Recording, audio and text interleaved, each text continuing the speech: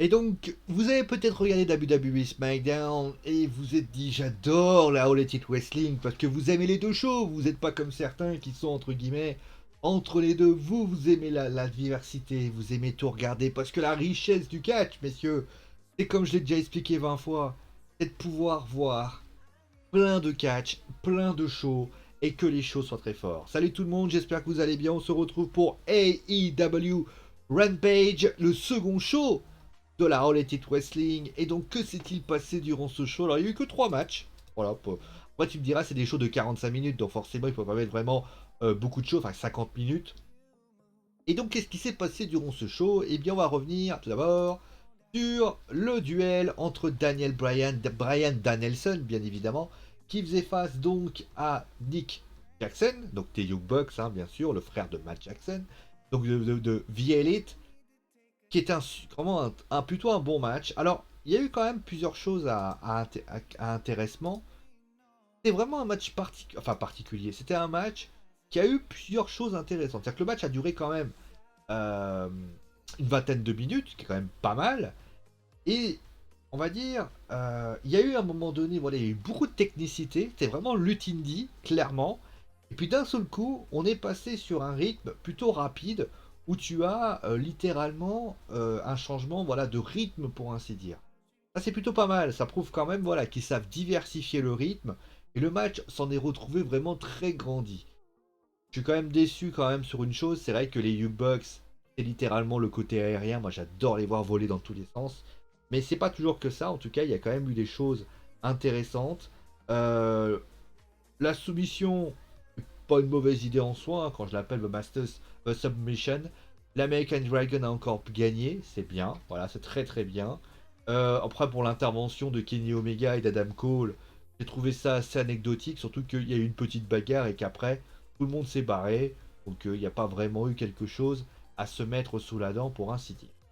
Juste après, on a eu donc l'arrivée d'un triple threat match entre Jade, Gargill, Nyla Rose et Thunder Rosa, qui a vu donc la victoire de Jade Gargill. Belle pose d'ailleurs, j'ai beaucoup aimé la pose elle a sur Thunder.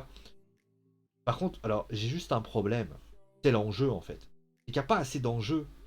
Moi j'aurais préféré qu'on me dise, voilà, c'est un triple threat qui autre opposé pour le titre féminin de la AEW.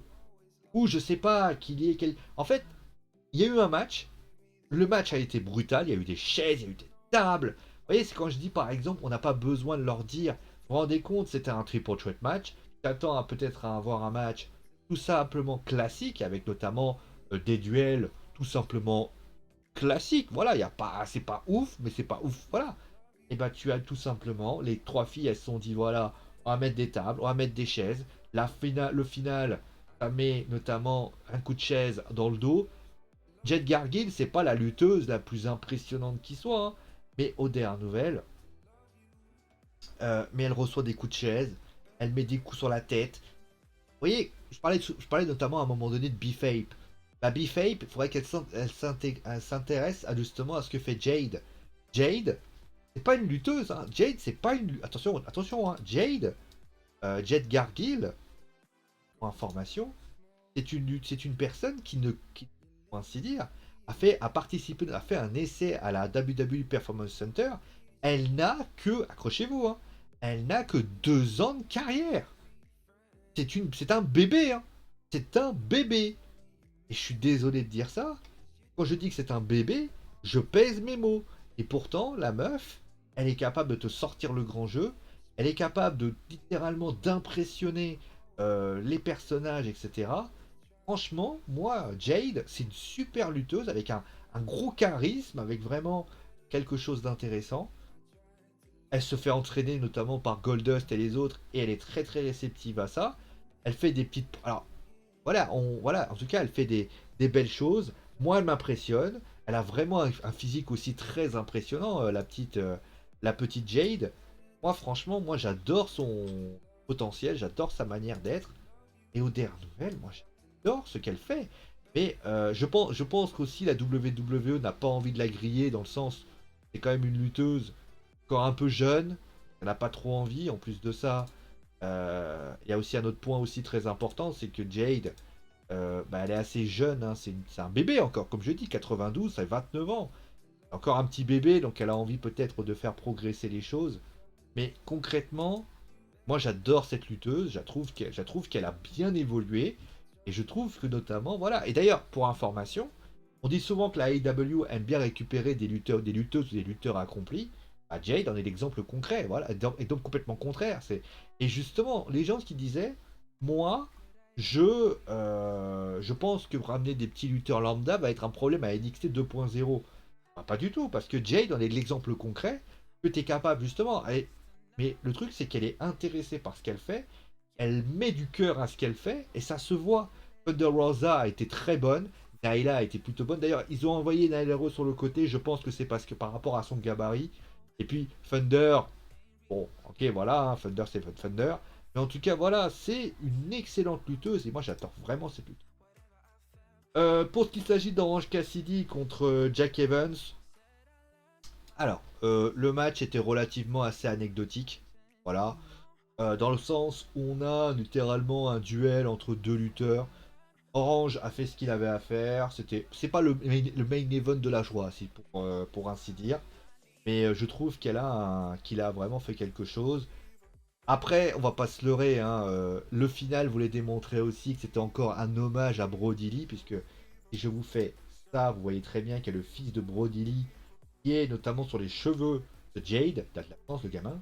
Mais voilà, clairement, justement en parlant de cheveux, comment vous dire, j'ai pas compris, j'ai pas compris la stipulation. Alors peut-être que j'ai pas entendu, mais j'ai jamais entendu que les deux. Alors le truc c'est que Orange Cassidy, euh, j'ai pas compris le but. Encore les cheveux, non. Et le pire c'est que ils font un ras. Alors certes parce que peut-être qu'il fallait aller vite. Parce que je crois qu'en fait j'ai compris un peu le délire. Je suis en train d'expliquer, je suis en train de comprendre peut-être pourquoi ils ont fait ça. On a vu, hein, ils ont fait. En fait, ils ont fait un chaos. Après ils mettent sur la chaise. T'as tous les mecs qui sont derrière qui essayent de l'aider mais qui peuvent pas. Résultat, t'as Jack Evans qui se fait couper sa queue de cheval. Après ça, on prend la tondeuse, on met deux coups de tondeuse et c'est fini. Je pense qu'ils ont été notamment pris par le temps. C'est peut-être pour ça aussi qu'ils n'ont pas pu le faire. Parce que on le voit notamment, il y a la queue de cheval qui saute d'un coup, il y a les coups de tondeuse, et à ce moment-là, ils se disent merde, on doit faire le petit hommage à Brody Lee. Vite, qu'est-ce qu'on fait? On dégage Jack Evans, et vite on fait l'hommage. Ah ouais, mais là par contre, ça va pas. Soit tu lui rases intégralement la tête, et à partir de là, tu laisses le. En fait, il fallait. En fait, là, il fallait faire quoi? Il fallait peut-être réduire le temps. Mais tu sais ce qu'ils auraient pu se faire? Pour un truc comme ça, qui aurait pu être un peu plus. Voilà, moi j'aurais fait quoi? J'aurais fait un roll-up. J'aurais fait que Orange Cassidy fasse un roll-up à la con et fini 1, 2, 3, fini. On a le temps de lui raser intégralement le crâne. Parce que t'as l'impression qu'on lui coupe les cheveux, qu'on lui rase deux gros coups de mèche. En plus, il reste plein de cheveux. Parce que, attendez, même si on lui a enlevé des cheveux, il y a quand même, excusez-moi de dire ça, il y a quasiment rien qu'on lui a retiré. Il y a quasiment rien qu'on lui a retiré. Excusez-moi, alors j'ai pas la photo d'après, mais il y a quasiment rien. Je suis désolé, Molly Holly, aux dernières nouvelles, ben, quand elle s'est fait raser la tête, euh, euh, on lui a rasé intégralement le crâne. Et on a pris le temps. C'est important de faire ça. Alors après, vous allez me dire, oui, mais si un Punk, souviens-toi, on lui a rasé un peu la tête, après il s'est rasé la tête après.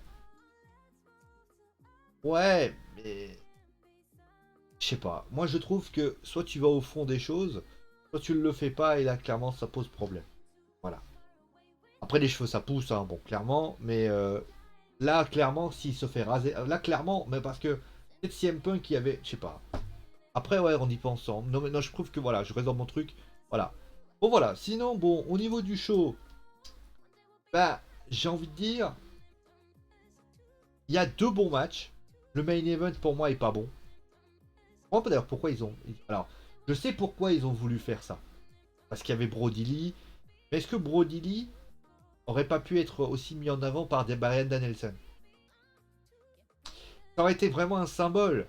Bryan Danielson, petit nouveau, qui est justement, eh bien, et que le petit Orange Cassidy, le petit Lee, on va dire ça, le petit Brody Lee, décident de le ramener. Ça aurait pu être beau. Mais après, bon, ils ont voulu faire autrement. Puis à côté, ça croit un côté familial, donc c'est pas mal. Mais sinon, voilà, show intéressant, main event moyen et finalité un peu particulière. Voilà, c'est ça qu'on pourra dire. Allez, prenez soin de vous, amusez-vous bien en tout cas, je vous laisse bien sûr. Alors, je vous rappelle que ce soir, 23h, Barcelone Atlético Madrid en débrief. Donc, vous pourrez bien sûr voir le débrief avec grand plaisir. En tout cas, prenez soin de vous, amusez-vous bien. Et c'est mon animaux, parce que j'ai dit. Allez, ciao les amis.